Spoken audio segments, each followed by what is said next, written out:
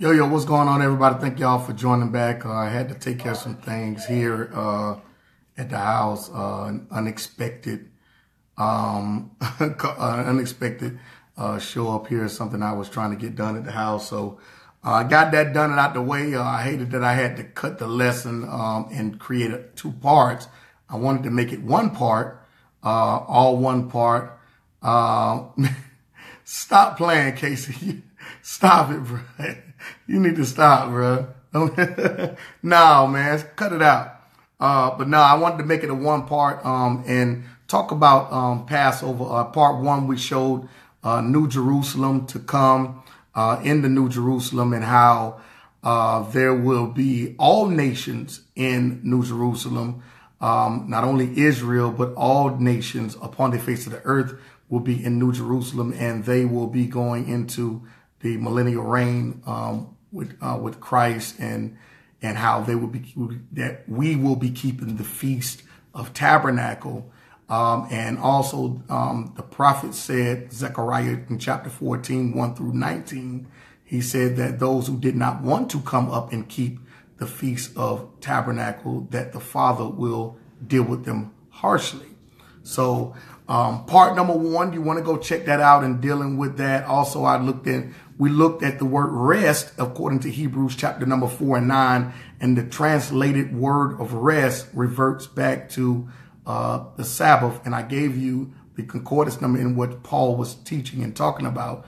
And you can get that in any basic Bible dictionary. What I try to do is I try to give you the basics as possible, because I know many brothers and sisters are still growing and still learning, and others are re-looking at things that they may have looked at or may have had a mindset about before, but now they're beginning to go re-look at scripture again. So I try to give the basics, because I know I'm dealing with a lot of brothers and sisters who are Hebrews as well as Christian. And so I want to be able to help you along your way to get your process and your journey started without being too deep and trying to give you all these 50 books and all these other stuff. It's best for you to start with the Bible itself, and then you grow it. Then you go as you grow, versus trying to give you all this stuff. And, you just need the basics. So a basic Bible dictionary will help you learn and identify certain words and what they mean, when before we didn't look at it from that perspective. But now we want to deal with the Passover. Is it something that was just done and kept by Israel, or was it something for even the other nations? We know that the Torah, or the laws, statutes, and commandments were given to Israel after they were chosen as a nation. We know that the oral laws were in the earth before Israel was even a nation. And those laws were transferred, or those laws were written down and given to, not created by Moses. And another misconception is that many think that the Passover was given or issued by Christ, or it is a Christ Passover or a Moses Passover or a Moses laws. And it's not. In fact, it is of the Father. Now, let's go into the scripture. We're going to look here. We started in Hebrews and we went to Zechariah. So now we're working our way back to we looked at the future, all right, in the new kingdom. And now we're working our way back, and we're going to look from the beginning of the start of the Passover, and we're going to move our way up unto the New Testament, to the middle, dealing with Christ, as well as dealing with Saul or Paul. Okay, now let's look at this. This again, we honor pastors. We have pastor appreciation. We have pastor anniversaries. All of us grew up in church. We've done that. Even now we have honor, and I don't have no issue with that. Those of you just not joining, I don't have no issue with pastor's appreciation. I don't have no issue with pastor's anniversary, but I do have an issue when someone says that you're keeping Passover or tabernacle or feast days and all this stuff, and that's bondage. And I'm like, hold on, wait a minute. You honor your pastor. You honor everybody else. What's wrong with me honoring the Heavenly Father? What is wrong with me honoring him on a day that he set? You set a day for pastor. You set a day for first lady. You set a day for everybody else. What is wrong with me honoring, okay, the Heavenly Father and what he has done? If we're going to say that we honor him, let's do it. If you read Zechariah 14, you'll see that he talks about those true worshipers. All right, that would enter into the kingdom and all that good stuff. But go back and read that. But let's look at this. Let's look at Leviticus chapter number 23 so we can get to some understanding who the Passover is for, who is it in honor to, and is it wrong to keep it? Should we not keep it? Is it just for Israelites, or do Gentiles play a part of the role in it as well? Let's look at that and see. Okay. Leviticus chapter number 23. We're going to start at verse number 1. All right. And the Lord spake to Moses. The Lord spake to Moses. Moses didn't come off and just say, hey, this is what I think should be done. Hey, you know what? I got an idea. I think that we should honor the Lord today. I think we should set a date aside to honor the Lord. I mean, Lord knows how much honor the Lord needs. No, that's how we approach anniversaries. That's how we approach pastors' appreciations and all these other things. We approach that. Oh, let's put together something for pastor. He's done so much for us and all that. I believe, and I'm just saying it. I may be the first one to even start it. I believe that we need to have a congressional or a Congress or a community, okay, appreciation. We need to have an appreciation for the people. All right, too. All right, because the people sacrifice. The people, some of them, they sacrifice their finances. Some of them sacrifice their time. We need to have a community appreciation for the church. All right. And guess what? And the pastor, us as leaders, we need to honor the people. We need to honor the people. There's nothing wrong with honoring the people. I believe Christ would do it. I believe Christ showed appreciation to the people. All right. He looked at the people he didn't look at them as lower level. I think if we're going to do that, I think everybody not only appreciate the pastor because he does sacrifice. Okay. The first lady, she does sacrifice. She shares her husband with everybody. All right. Yes. Ain't nothing wrong with honoring your leaders. Ain't nothing wrong with honoring your leaders. What about an appreciation for the people? I ain't heard nobody talk about that. I ain't heard nobody say that we're going to set aside an appreciation day for the people. Come on, man. I mean, we got to do this. But let's get back to the Passover, okay? It's nothing wrong with honoring the Heavenly Father. Yeah, you honor him every day. But what's wrong with honoring him in a season in which he said and established? See, again, I was talking about in the first video. Everybody want to argue about the calendar. I ain't arguing about no calendar. Look at the season. Does the season dictate a new year? Does the season dictate the first of the month? You can argue all you want about the Gregorian calendar, what day is whatever. No, let's look at the season. This is how we determine when Christ's birthday is. This is how we determine what season it is, what Passover. This is how we determine what new year it is, because new year is a new life. When you look outside and you see the flowers blooming, the birds having babies. It's new life when it comes to a new year. It's new life. It's not a new year when things are dead and dying off. Okay, so when we begin to look at this, it's nothing wrong with honoring the Heavenly Father. I think that we all should honor him. All right, not only just every day, but the day that we set upon it. We honor our pastors and our leaders every single day or every single week whenever you go to church. But you also have a date set aside in which you have a pastor's appreciation. You also have a date set aside when you have a pastor's anniversary, but you honor them every week. So if you say you honor the Heavenly Father every day, why not honor him also on a date that he set too? Specifically, not Moses. Moses didn't come up with this. He didn't create this. Christ didn't create this. He did. Let's read Leviticus chapter number 23. Leviticus 23 and verse number 1. And the Lord spake unto Moses, saying, Speak unto the children of Israel and say unto them, concerning the feast of the Lord. Concerning, Moses, I need you to speak concerning feast, plurality, not singular, plural.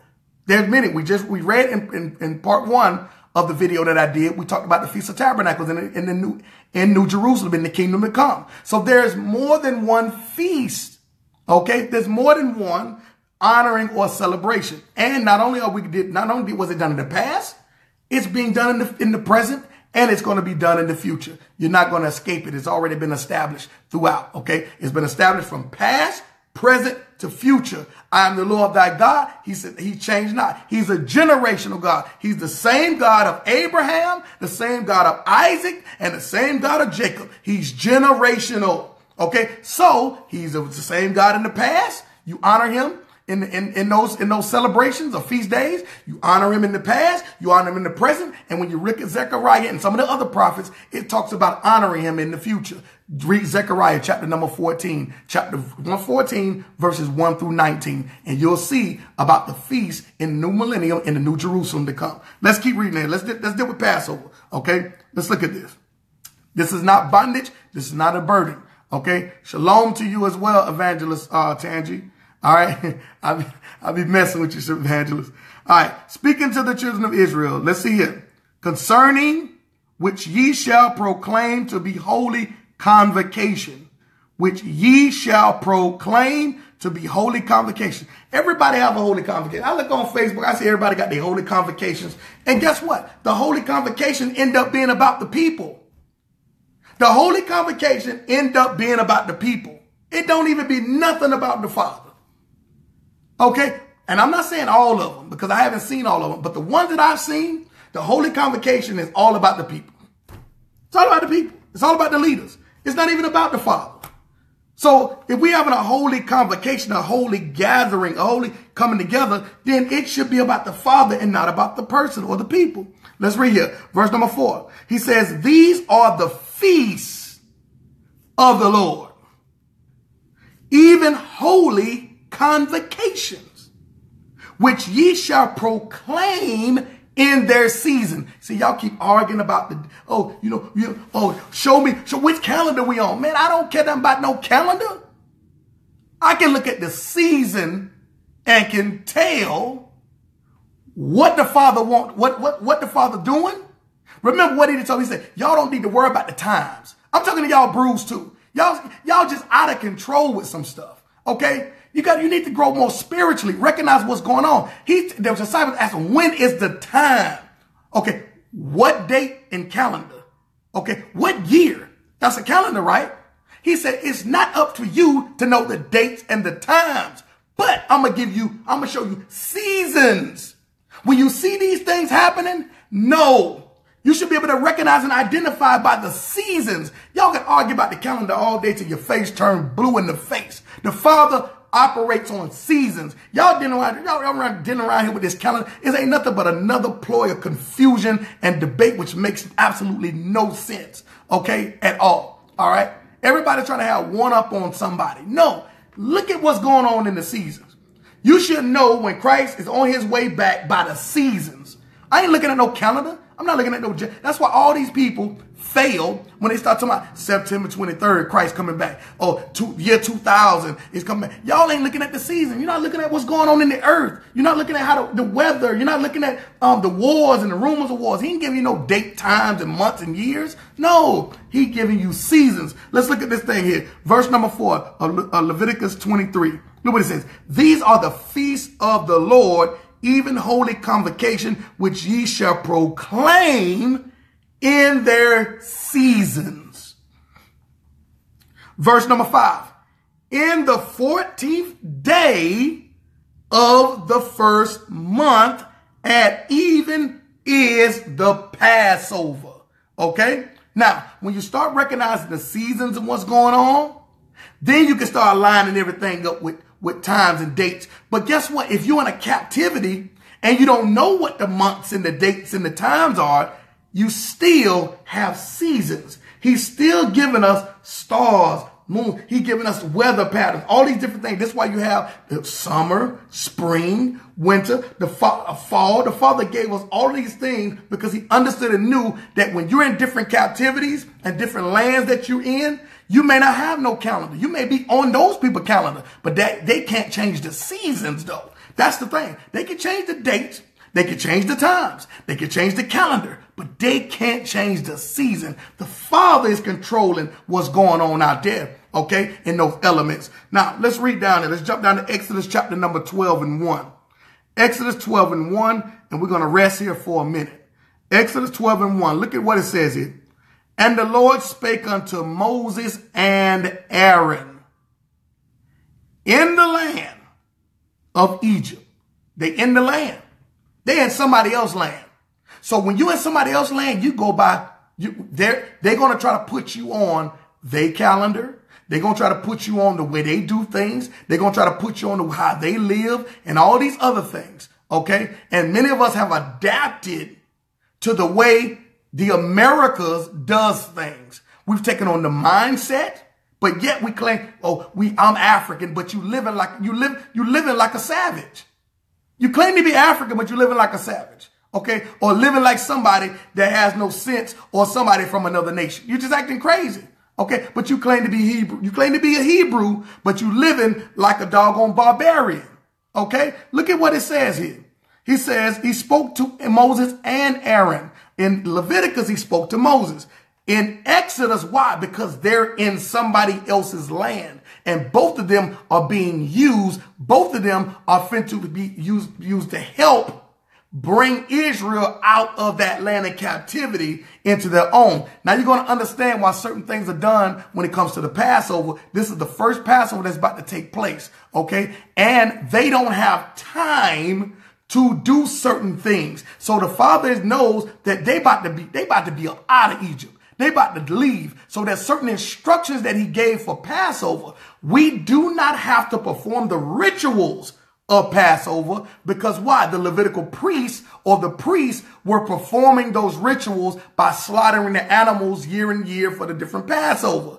We don't do that because Christ replaced that. Okay. Christ did away with that, but we still can show honor in how we appreciate him in honoring or keeping Passover.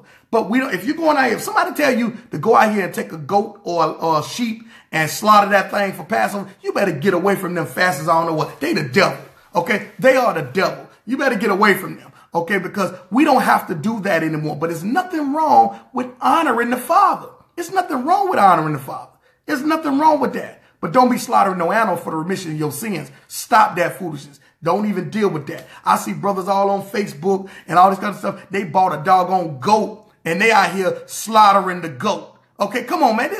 That's a bunch of foolishness. See, it's so many people that really don't understand the feast days and how things are conducted and going. So therefore, they don't understand it, but they hear other people saying this and saying that. And without doing thorough investigation of the scriptures, you're not going to really understand why it's important and why we honor him with these feast days in the Passover. Okay, you honor America in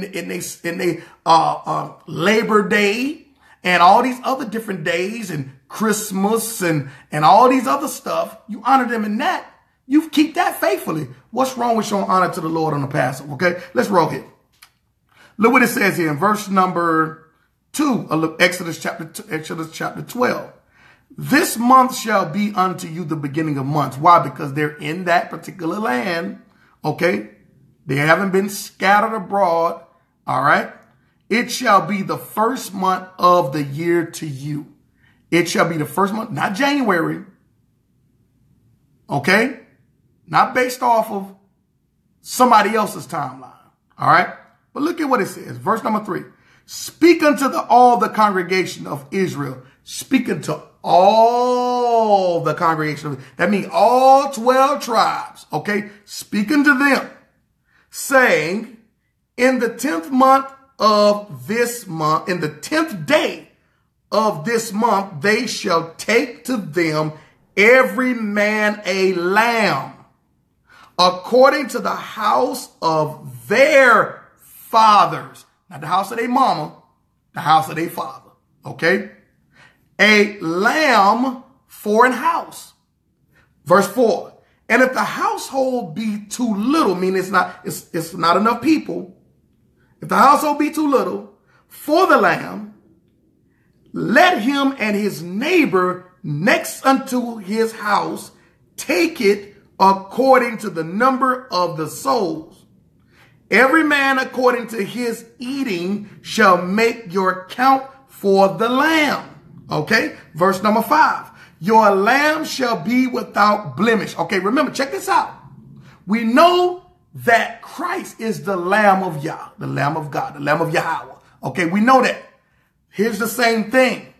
This lamb in which you're going to take for Passover, it cannot have any blemishes, any flaws, or it will not be received as a perfect sacrifice. So for somebody to sit here and say that Christ broke the law, that means he has blemishes. This is the reason why when in Matthew 4, when Satan was tempting him, that was a part of seeing if he had a blemish.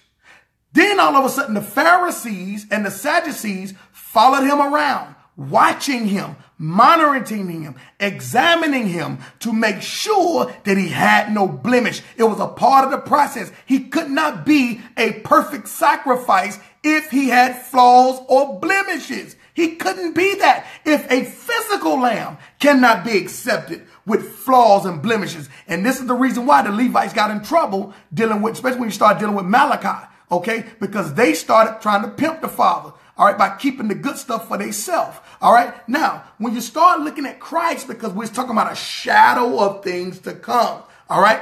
This is what the Father has given. And therefore, if there be a lamb, the lamb needs to be perfect. It needs to be without blemish. And Christ had no blemishes.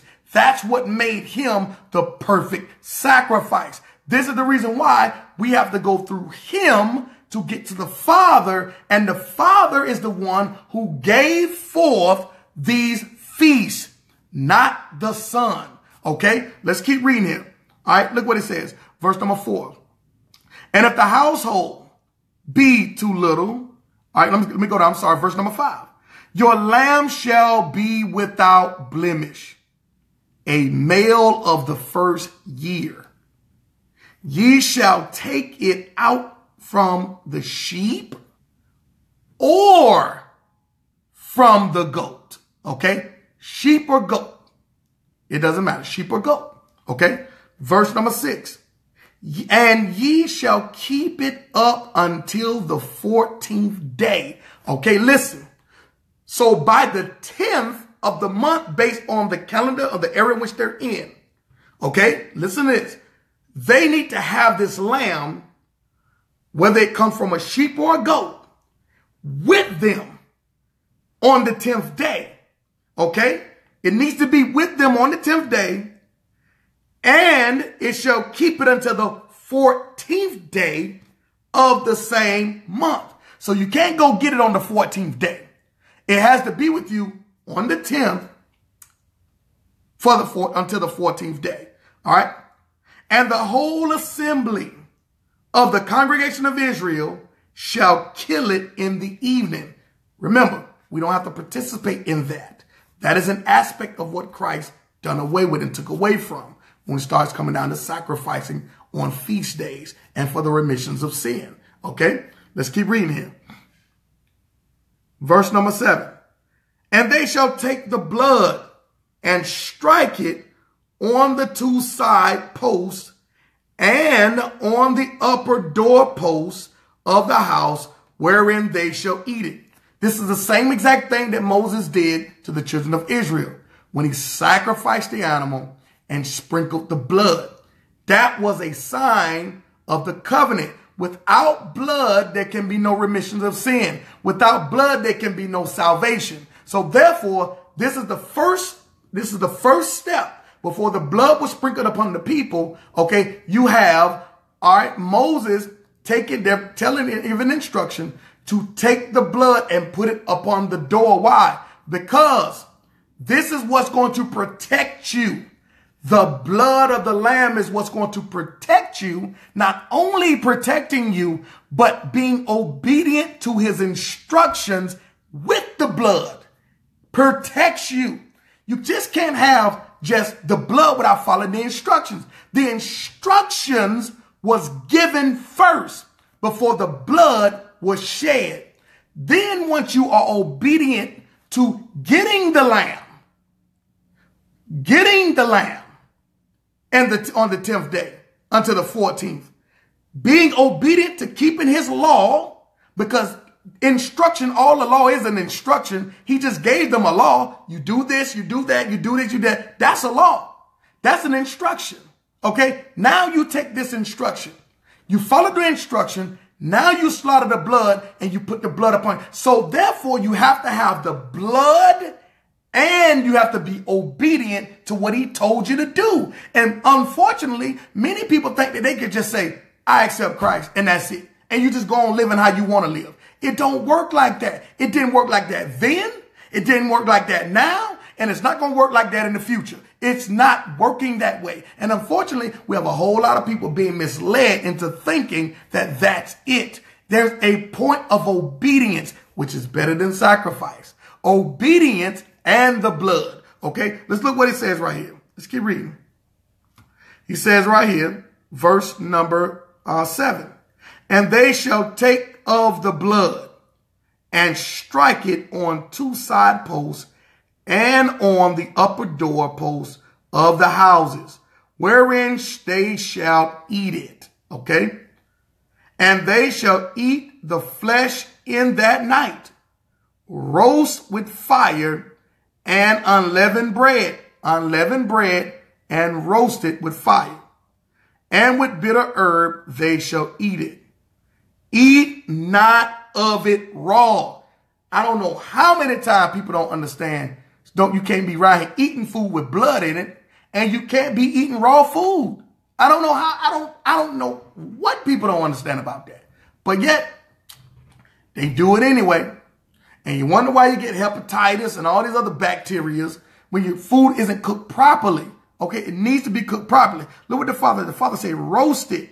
Okay, roast it with fire and unleavened bread. And with bitter herbs, they shall eat it. Why is it has to be roasted? Okay. Why does it have to be roasted? And why is the bread unleavened?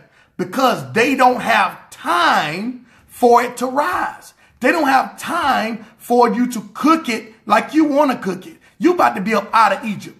We ain't got no time to be playing. Okay. You need to do what I'm telling you to do. Do this. Just because you like it a certain kind of way, you can't do what you want to do when the Father is delivering you out of a situation. You got to do what he tells you to do because your obedience is linked to your deliverance. Your obedience is linked to your deliverance. Be obedient. Roast the thing. Okay. It's going to take lesser time roasting it than you cooking it any other way. It's going to cook faster with you roasting it.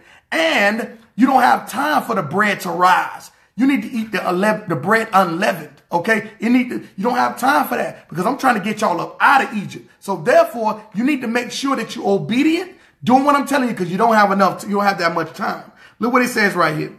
It says in verse number 9, it says, eat not of it raw, nor sodden at all with water. You ain't got time to be boiling it. You don't have time to sit up there and boil it or make a stew out of it. You want to cut up you want to put peas in there and cut up potatoes and onions and all. You don't have time for that. Okay. I'm trying to get y'all up out of here. And oftentimes we want to God, I don't like it roasted.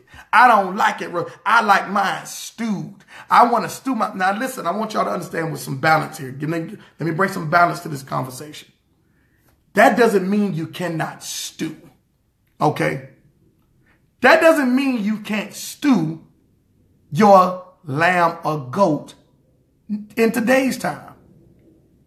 That instruction was for the children of Israel then because they were about to get up out of there. So on your feast day, on your Passover day, if you want to stew it, stew it. Stew it. Don't let nobody tell you, oh, you can't stew it. The Lord say don't stew it. No, he told them not to stew it because he was trying to get them up out of Egypt. Okay. That's why we got to have balance to this thing. All right. What's going on? Shalom, y'all. So that's why we got to have balance to this thing and understanding. Okay. Have balance and understanding. He didn't say you got to just roast it now. No. If you want to roast it, cool. If you want to stew it, cool. This is a different type of situation. All right. They trying to get up out of Egypt. All right. He trying to deliver them. You ain't got time. Do you know how long it take to boil and cook on the stove and all in the oven? You don't have days. I'm trying to get you out of here. Okay. Look what it says right here. He says, eat, verse number 9 of Exodus 12, eat not of it raw, nor sodden at all with water, but roast with fire his head with his legs, and All right. And with the puritans thereof. All right. And ye shall let nothing of it remain until morning. And that which remaineth of it until the morning ye shall burn with fire. I don't want you to leave nothing behind. After you eat it, you consume it, burn it up, get rid of it. Okay? Get rid of it. And verse number 10, and ye shall let nothing of it remain until the morning, and that which remaineth until the morning ye shall burn with fire. Verse number 11, and thus shall ye eat it with your loins girded. Meaning you need to cover your loins. Okay? When you eat it, you make sure your loins are covered. You make sure you got some clothes on. Okay? Your shoes on your feet. Why? It's time to get up out of Egypt. You need to be dressed and ready to go. Only thing you got time for is to eat this Passover. Put the blood over your door. Eat this lamb and this unleavened bread and these bitter herbs. Because guess what? When I send my angel through there to kill everybody that don't have no blood on their door. I don't care if you an Israelite or not. You ain't got no blood on the door. I'm killing all of you. I'm killing everybody. When the Father start killing, he just going to killing spree. He ain't discriminating against nobody. He don't care if you rich, poor. He don't care if you an Israelite or not. If you disobedient, you getting your behind put to death. He coming through just killing everybody. Okay? When I come through and send my angel through to kill everybody that don't have no blood on the door, it's going to be a lot of mourning, and it's going to be time for you to go. You don't have no time to take nothing. Because after this last slaughter that I do, Pharaoh going to let y'all go. He going to let you go. So you ain't got time to be trying to tie your shoes. You need to have your clothes on, your bags packed, and your shoes. That's why you ain't got time to be roasting, and you ain't got no time to be boiling and cooking and making no stew out of this lamb or goat or this sheep or goat. No, you need to make sure that you're ready. Because all you got time for is to eat and go. That's it. All right. Let's read here. All right. Verse number 11. And thus shall ye eat it with your loins girded, your shoes on your feet, and your staff in your hand. And ye shall eat it in haste. It is the Lord's Passover, not Moses' Passover, not Christ's Passover. It is the Father's Passover. And we're going to show you this right here real quick. Jump over here to Matthew chapter number 26. I'm going to prove to you with the scriptures and show you that y'all think this is not Christ's Passover. Okay? This is not great. He kept the Passover himself unto the Lord, unto the Heavenly Father, unto his Father. Okay? Unto our Father. Okay? Not the Son. The Son ain't come up with this concept. All right. Now let's read it. Even though we go through the Son to get to the Father, but this is something handed down by the Father. Verse number 26 of Matthew. All right. Verse number 1. Let's read. And it came to pass when Jesus had finished all these sayings, he said unto his disciples, ye know that after 2 days is the feast of Passover. Wait a minute. Hold on. Hold on, brothers and sisters. We just read in Exodus about the Passover. Okay. Now we're going to see Christ kept the Passover along with his disciples. Let's keep reading it. It says that ye know that after 2 days is the feast of Passover, and the Son of Man is betrayed to be crucified. Why? Because the Lamb was done that way in Exodus. And this is the Lamb of Yah, and he's going to be done the same way. Okay, verse number 3. Then assembled together the chief priests and the scribes and the elders of people unto the palace of the high priest, who was called Caiaphas, and consulted that they may take Jesus by subtlety and kill him. They was going to take him by deception, by deceiving, and do it while nobody was around could see it. Okay. And kill him. That go to show you right there. The reason why they sneaking and doing it is because all the Jews ain't reject him. I don't know why people keep thinking, oh, the Jews reject him. That's what opened the doors to the Gentiles. No, they didn't. The elders did, and maybe a couple of people. The majority of Israel accepted Christ. Okay. Let's read it. Verse number 5. But they said, not on the feast day. Passover. Christ just said in Matthew 26 and verse number 2. He told the disciples, he says, ye know that after 2 days is Passover. Now, when we jump down here, we look at verse number 5. It says here, the chief priests and the elders that got together and the high priest to take Christ and kill him. In verse number 5, it says, but they said not on the feast day. Don't get him. We can't take him and kill him on Passover. Okay. Lest there be an uproar among the people, because the people were keeping Passover in honor of the Father. Okay. Verse number 6. Now, when Jesus was in Bethany in the house of Simon the leper, there came unto him a woman having an alabaster box of very precious ointment, and poured it on his head, and he sat at meat. But, verse number 8, but when his disciples saw it, they had indignation, saying, to what purpose is this waste? Verse number 9, for this ointment might have been sold for much and given to the poor.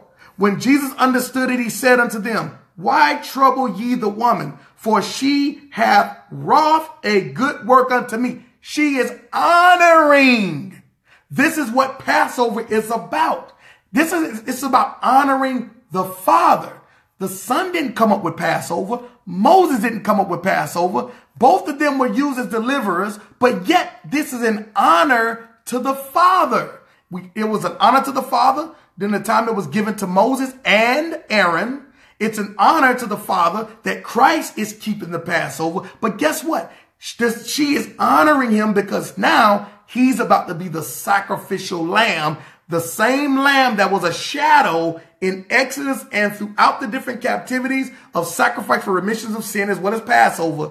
Now he is about to replace the Levitical priesthood. He's about to replace or get rid of the rituals that were performed by the Levitical priest in order to bring remissions of sin. Now he becomes a high priest. He is the lamb that is sacrificed and the blood is shed. Therefore, there's a new covenant, a sprinkling of blood on all believers. Okay. And now we're going to go back to the scripture because I want to show you that wasn't just Passover and all that. And the sprinkling of the blood was not just for, or Passover was not just for Israel, but it was also Gentiles as well. Watch this. Let's keep reading it. Look what it says here.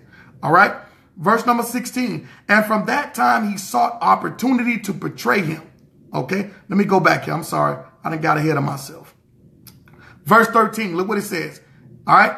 Verily I say unto you, wheresoever this gospel shall be preached in the whole world, there shall also this, that this woman hath done, be told for a memorial of her. Then one of the 12, called Judas Iscariot, went unto the chief priests and said unto him, what will ye give me, and I will deliver him unto you? And they covenanted with him for 30 pieces of silver. They came to an agreement. That's what the covenant means, agreement of pieces of silver. Verse 16. And from that time, he sought opportunity to betray him.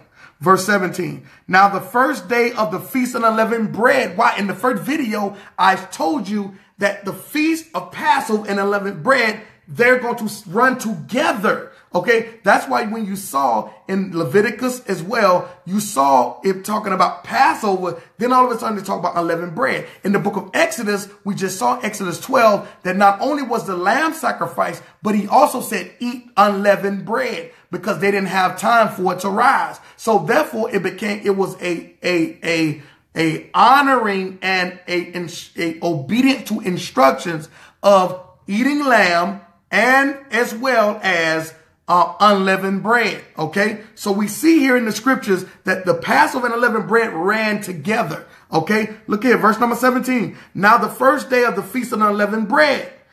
All right. On Feast of Unleavened Bread, the disciples came to Jesus saying unto him, where wilt thou that we prepare for thee to eat the Passover? Okay, prepare to eat the Passover. Where we going to have Passover at, Master? Hey, Rabbi, teacher, where are we going to eat Passover at? Even they are asking the question, and he didn't say, well, you know, I'm the Passover lamb. I'm the Lamb of God. There is no Passover.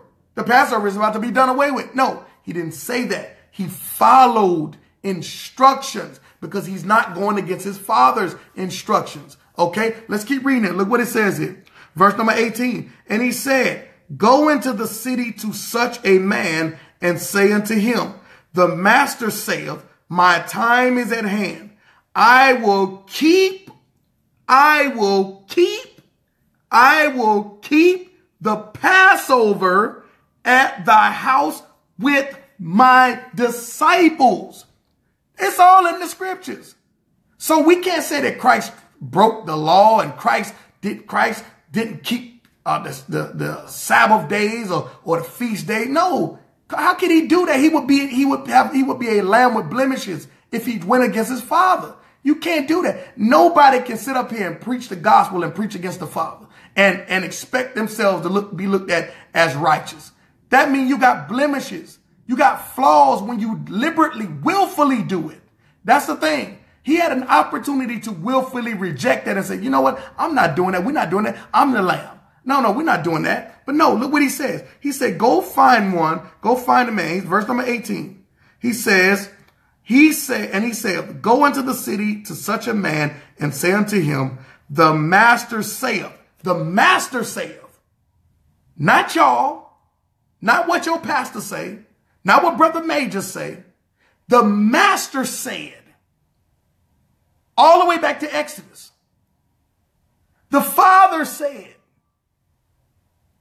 that me and my disciples are going to honor my Father and his instructions.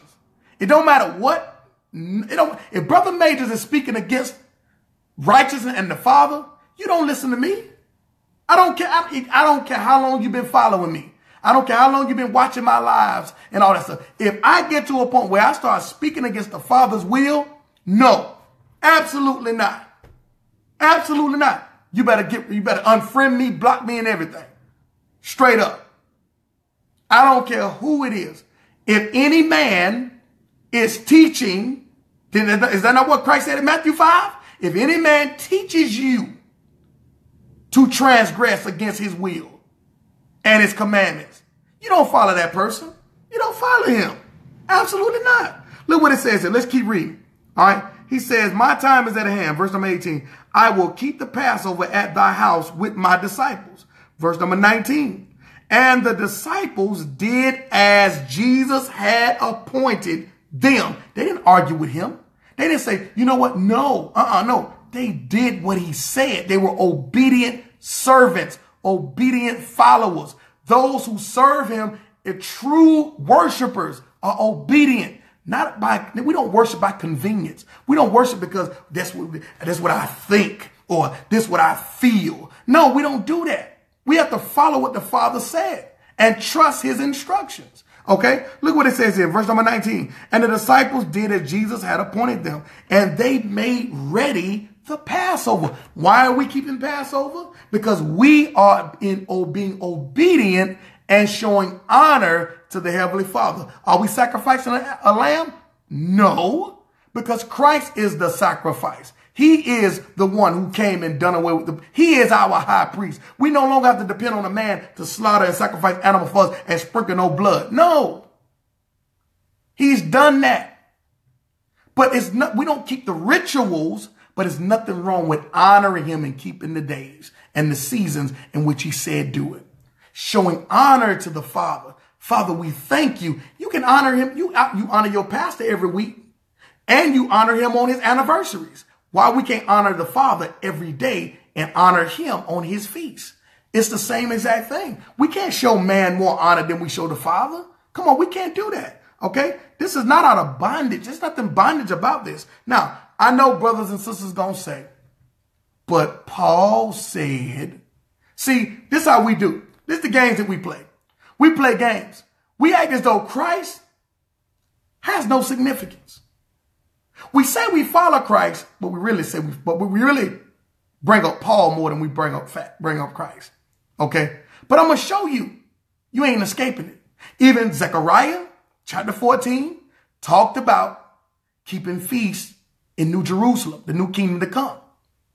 Guess what? Paul did too. Guess what? Peter did too. All the disciples did, including Paul. And I'm going to show you that even Gentiles. That's where you start talking about devout men. You don't get the word devout in the scriptures. Devout isn't just a loose word that you just throw around. Okay? That's not a loose word that we just throw around. People don't get the label devout for nothing. When you hear people talking about that person is a devout Muslim, that means that they're going to follow everything to the T as best as they can to that Quran. That's why when you see folks at work, you see these devout Muslims, oh, they're going to go pray.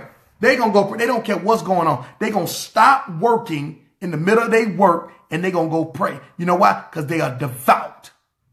When you see Cornelius had devout on him, you see Ananias had devout on him. These brothers was devout. You don't have no title devout. You can't be one considered devout and be a willful transgressor. Come on, you can't do that. You can't do that. Let's read here. Let's go to Paul. Let's see what Paul got to say about these feasts. Okay, let's look what Paul says. Acts chapter number 18 and 20. When they desired him to tarry longer time with them, it's talking about Paul kicking him with the brother. He consented not. Hold on, brothers. I enjoy spending time with y'all. I love the church. I love having church with y'all. But do you know what season it is? Do you know what time it is? I can't hang around here with y'all and just talk church all day. I got to be obedient to the Father. Look at what he says in verse number 18. But bid them farewell. I holler at you, dog. Saying, I must by all means keep this feast that cometh in Jerusalem. But I will return again unto you if God will. And he sailed from Ephesus. Y'all can church all y'all want to. You can have as much church as you want. You can have many Bible studies as you want. You can have many camp meetings as you want. Many conferences as you want. But when the feast time roll around, hey, I'll holler at you, dog. I'll be back. By all means, keep this feast. Keep the feast, man. Y'all want me to stay? I want to stay. I love you. I love you to life. But I'm not finna stay and hang out with y'all and miss the feast. I'm not doing it. 1 Corinthians chapter number 5. Let's listen to Paul again. Purge out therefore the old leaven, that ye may be a new lump, as ye are unleavened. For even Christ, our Passover, is sacrificed. For basically what he's saying is, he's basically talking about he's been the sacrificial lamb. Okay? He's been the sacrificial lamb. That's basically what Paul is saying. He's not saying Christ gave the Passover and we honor Christ because he's the Passover. No, that's not what he's saying. He's basically saying Christ is the lamb that represents the lamb in aforetime that was a shadow, that now he's replaced those lambs, and therefore he's the Lamb of God. And therefore, because we love him and because we love the Father and because we accept the Son, we cannot get to the Father without going through the Son. So our honor to the Son is by being obedient, because the Son walked according to the Father's instructions. And if we follow the Son because the Son kept Passover, then we too, because he is our Passover lamb. Look what he says right here. He says in verse number 7 of 1 Corinthians, chapter number 5. He says, purge out therefore the old leaven, that ye may be a new lump, as ye are unleavened. For even Christ our Passover is sacrificed for us. Verse number 8. Therefore let us keep the feast. Let us keep the feast. We just read here in Acts chapter number 18, 20 through 21. Paul told them, I can't hang out with y'all. I got to go to the feast. Verse number 1 Corinthians 5 and 7. In verse number 8, he says, therefore let us keep the feast, not with an old leaven, meaning you need to be changed, neither with the leaven of malice and wickedness, but with the unleavened bread of sincerity and truth. Why do we keep this? Because of sincerity and truth. Why do we keep Passover and the other feast days? Because we love him. That's why, because we honor him. And we're not going to honor any other man more than we honor the Father for what he's done for us in the past in the present and what he's going to do for us in the future. This is why we honor him and keeping this. This ain't about doing it because of ritualistic stuff or out of a grudge. This is why it's not a burden to us, to them who are true worshipers and love him, and those who worship him in spirit and in truth. It says we do this with sincerity. We're not sitting around here trying to throw it in your face or make you look bad because you don't keep it. No, we do this in sincerity. We are sincere in our honor and in our worship to the Father. But you got people running around here trying to talk all this craziness and talk against you and say, you don't need to do this. That's bringing you under the law. That's under bondage. And how in the world can you say you follow Paul, but yet Paul kept the same thing? He taught the same thing. And I'm going to show you there were Gentiles too, because I know some people say, but the Gentiles didn't. And that's a whole other situation. Even though Cornelius was called devout, y'all still going to ignore that. But yet we're going to go to the scriptures. Are we almost done here? All right. Let's go here too. And we're going to, this is our last one. We're going to go back to Exodus chapter 12. Exodus chapter number 12, verse number 12. For I will pass through the land of Egypt. They've already eaten the unleavened bread. They've already eaten the lamb. They got their clothes on. They got their shoes on. They put the blood over the door. So now the Father has saw their obedience, and now he's fin to deliver. Now they saw the obedience. They put the blood over the door. They put their clothes on. They've eaten the unleavened bread with the bitter herbs, and they don't have time. That's why he said, don't be boiling it with water and all this other stuff and all these other things. Now they're being obedient. Now he's going to deliver them because of their obedience to his instructions. Look at what it says in verse number 12. They about to get up out of here. Exodus 12 and 12. For I will pass through the land of Egypt this night and will smite all the firstborn in the land of Egypt, both man and beast. The Father went on a killing spree. He didn't discriminate between man and beast. It didn't matter. And the beast ain't did nothing. Okay, but he ain't discriminate. He started killing off all kind of folks that were not covered. That's why I tell you, you can run around here all you want, calling yourself a Hebrew Christian. If you're not covered with the blood of the Lamb, it does not matter. When that death angel come through, you getting your behind took out. It don't even matter. Okay, so there comes a point of obedience to his instructions and living righteous, as well as the covering of the blood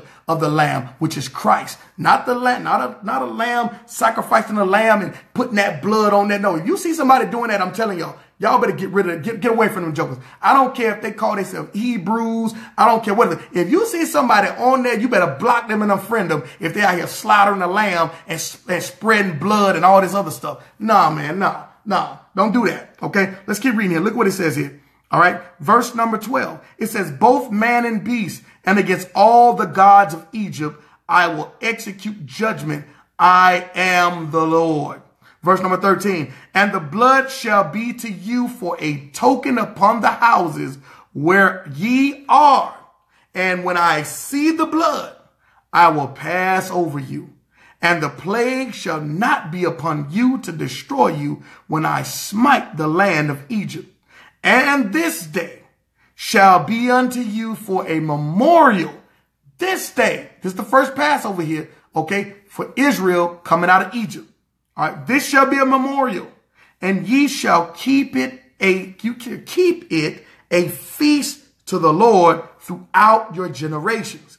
Ye shall keep it a feast by an ordinance forever.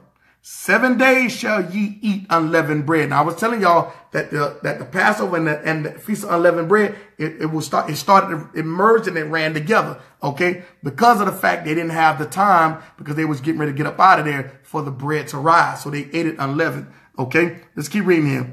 It says verse number 15, 7 days shall ye eat unleavened bread. Even the first day ye shall put away leaven out of your houses. For whosoever eateth leavened bread from the first day until the seventh day, that soul shall be cut off from Israel. And in the first day there shall be a holy convocation. And in the seventh day there shall be a holy convocation to you. No manner of work shall be done in them, save that which every man must eat, that only may be done of you. Verse number 17, and ye shall observe the feast of unleavened bread. For in this self same day have I brought your enemies out of the land of Egypt. Therefore shall ye observe this day in your generations by an ordinance forever. Verse number 18, in the first month, on the 14th day of the month at even, ye shall eat unleavened bread until 21 day of the month to even. 7 days. Here it is right here. Listen, this is not because the Lord know when they were being delivered and brought out of Egypt, there would be others who were not of Israel would attach themselves, would let go of the gods of Egypt and the other nations and will begin to come into being a part of the nation of Israel because they rejected. And this is what we're talking about when you start talking about, brothers start talking about other nations, marrying other nations. The thing is, you got to understand, if that person is still worshiping another God, the Father didn't want them to marry or have children with that person unless they converted. We need to get some clarity on this stuff, okay? All these brothers running around here talking this crazy stuff about, oh, you going to hell and all this stuff because you married somebody from another nation. No. If you look in the scriptures, when Israel was fighting and took other nations into captivities, did not the Father tell them to take those women to them for themselves? Come on now. When we start talking about Jericho, the woman who hit the brothers in Jericho, was she an Israelite? Absolutely not. But when she accepted and converted, then the Father had no issue with it. Hold on for a second, y'all.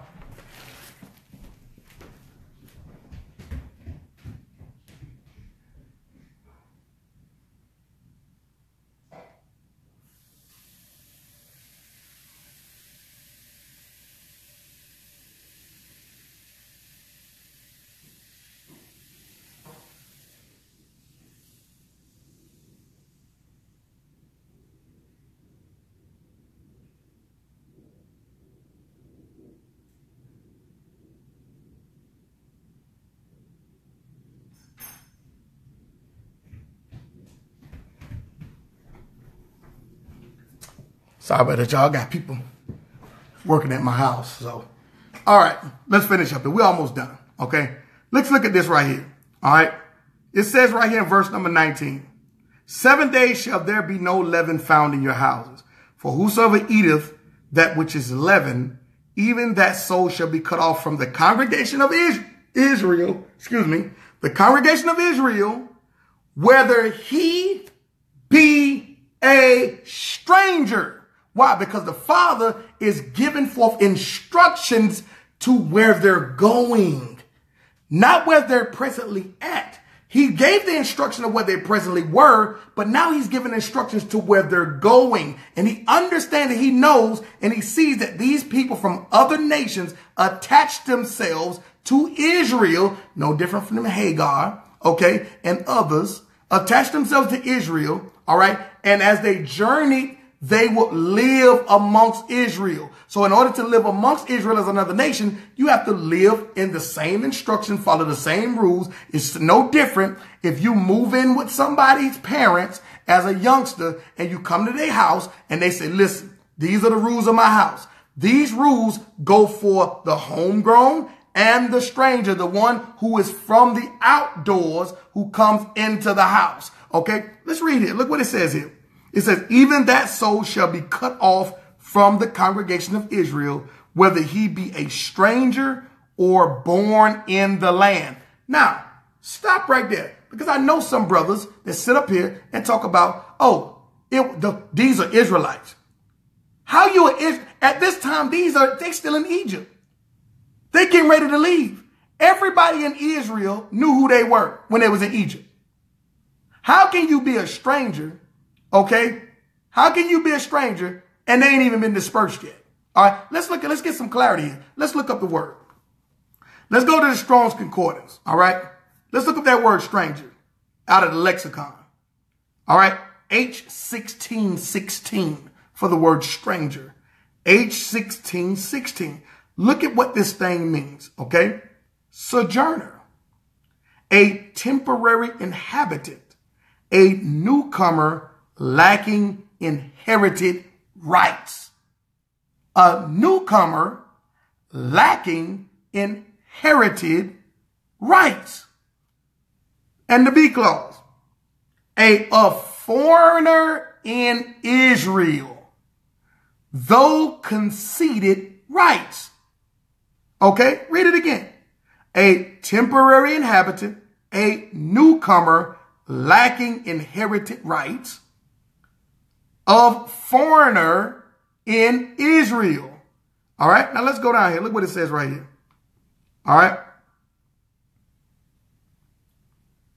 Down here in the lexicon, it says a sojourner, stranger, foreigner, a person living out of his own country. All right.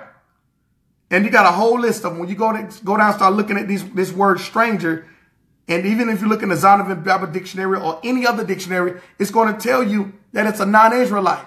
Okay. Even when you start talking about the Father telling Israel, don't hate the Egyptian because you were a stranger in their land. You were a foreigner in their land. You were a non-Egyptian. Okay. You are a non-Hamite. All right.